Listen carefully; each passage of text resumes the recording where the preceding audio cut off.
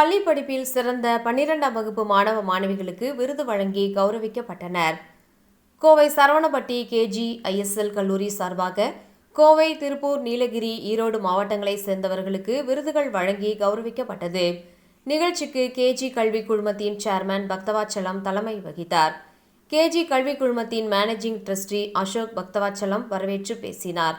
நிகழ்ச்சியில் சுமார் 180 அரசு மற்றும் தனியார் பள்ளிகளைச் சேர்ந்த மாணவ மாணவியர் 1796 பேருக்கு சிறந்த மாணவ மாணவியர் விருதும் மற்றும் 1210 ஆசிரியர்களுக்கு சிறந்த ஆசிரியர் விருதும், 153 பள்ளியின் தலைமை ஆசிரியர்களுக்கு சிறந்த தலைமை ஆசிரியர் விருதும் மற்றும் 28 பேருக்கு வாழ்நாள் சாதனையாளர் விருதும் அளிக்கப்பட்டது.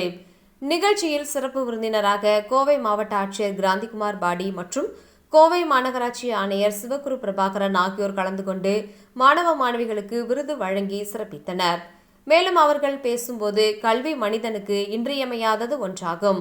அதை பள்ளி பருவத்தில் நாம் ஆசிரியர்களின் அறிவுரையை ஏற்று கல்வியை மிக சிறப்பான கற்றல் தனது வாழ்க்கையில் ஒவ்வொரு மனிதனும் வெற்றி பாதையை நோக்கி முன்னேறலாம்.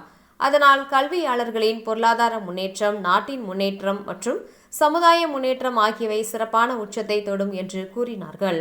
மேலும் அரசு பள்ளி கல்வித்துறையில் பெரும் அளப்பரிய சாதனையை செய்து வருகின்றது.